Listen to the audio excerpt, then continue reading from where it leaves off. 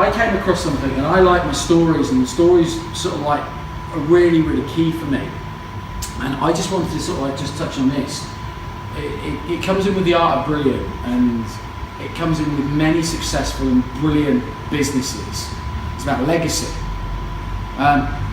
Does anybody know who that really sort of like, that probably isn't the sharpest picture, who that woman is? The answer's going to be no. I know you don't, but I was trying to involve you. Okay? That's what good presenters do, isn't it? Her name is Sarah Schleisinger. And Sarah presented a story on a podcast that you can freely find on iTunes, and I highly recommend it. It's called The Moth. And it's also in book form as well. And it's where people stand up and tell these remarkable stories. And I bought the book at New Year, and it's one of the very first books that I've actually read from cover to cover in less than a day, because I was really intrigued by the stories. Now, this is the podcast version, so it's almost like a podcast version of TED, effectively, but not quite as deep and meaningful. But they tell some spectacular stories. And Sarah was on stage, and they call it Science Week or something like that they were doing, and she was telling a story about this guy. This guy you probably will not know either. This guy is called Ralph Steinman, and he was from the Rockefeller Institute. Now, Ralph Steinman, millions of people around this globe will benefit from his legacy, but they just won't know who he is. Ralph Steinman was a cell biologist, and he worked at the Rockefeller Institute, and he was looking at sort of like, I don't know what they look at as a cell biologist, but they're looking at cells effectively. And Sarah was his assistant, and Sarah went to work for him, and she worked very hard. She actually sort of like took a holiday job with this guy and worked for nothing just so that she could get some experience, but she enjoyed it so much that she continued through her studies to work for him.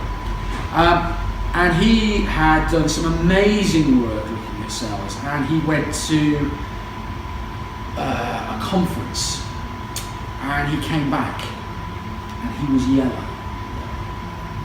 His skin had turned yellow, and what they actually found out is that he'd got a grapefruit-sized mass on his pancreas. Now, if you know anything about pancreatic cancer, certainly a mass that size, the survival rate is 3%. So he's got a 97% chance of dying within 12 months, effectively. So what he wanted to do was that he loved his work so much, and he'd got a wife and he'd got kids, but he loved his work and what he was doing so much, he actually made himself a human experiment. And he turned around to Sarah and said, look, it doesn't matter what we do to me, you are going to try your hardest to save my life. And I'm telling you right now, it doesn't matter what you do, this ain't going to end very well. And he was very honest. And what happened, they tried so many different therapies, they tried so many different vaccines. He was right. It didn't end very well. He passed away. But shortly after he passed away, his daughter ran into the lab and went, he's won. And she went, what do you mean he's won? He's just died now. What he's won what? He'd won the Nobel Laureate for the work that he'd done on cell biology. And if you watch some of those infomercials, especially the American ones, where they have treatments for prostate cancer over in America, that's him. He did that. And if you look at some of the vaccines that are still being developed for HIV, that's him too. That's his legacy. He's the first one to be given the Nobel Laureate posthumously after he died. They actually awarded it to him on the consideration he was still alive, but they actually still gave it to him even though he passed away. That is a legacy. So when you're on your deathbed, what would you like people to say about you? I always love asking that question. because it makes people think. It's a bit morose, but the next thing is even more morose because it will make you think a bit quicker. The average human has 4,000 weeks on this earth. I'm 42 in a few weeks' time. I've got less than 2,000 left. That's a scary thought. That's a scary thought.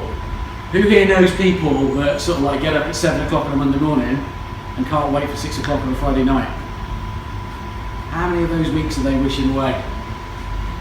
How many of those weeks do they just turn up, do what they gotta do, go home again, and then go to the pub at 6 o'clock on Friday? Hey, I'm living a bit. I'm doing that. Yeah? There's a great book by Todd Henry called Die Empty. And strangely, we talked about it last night because of the creatives that were in the room. And there were some brilliant creatives in that room last night who are just coming up with some of the most mad, genius things. You know, a beer pump that virtually pumps itself and tells you when it needs changing, or changes itself. That's fantastic. The advertising potential, and they've got this screen that could light up and you can put your glass on. If you put the glass on, they were talking about, you would recognise that it was a bottle of J2O, and all of a sudden this advert for J2O would appear underneath your glass. How amazing would that be? That'd be fantastic. But that's because they're creative. And we were talking about this book, and I highly recommend it. Todd Henry, Die Empty. He also wrote The Accidental Creative, which is a very, very good book, and most people who are in business should read it as well. But in the very first one of the very first chapters, he actually said, are you aware that the most fertile ground for innovation, creativity, and ideas is a cemetery? And the reason he says this is because as humans, we're all the same. We all turn around and say, I'll do it tomorrow. I'll do it next week. I'll do it next month. Maybe next year. Problem is, that eventually, the next year runs out, the next month runs out, the next week runs out, and the next day runs out. So when you're on your bed at the age of 100, and you want people to say nice things about you, and you're lying on that bed and you're thinking, I really wish I worked a lot more. No one ever said, ever, yeah? All those regrets about your business that you could do, yeah? I'd really like to expand. I'd really like to take it in this direction. I'd really like to take it in that direction. You'd best get on with it then, wouldn't you?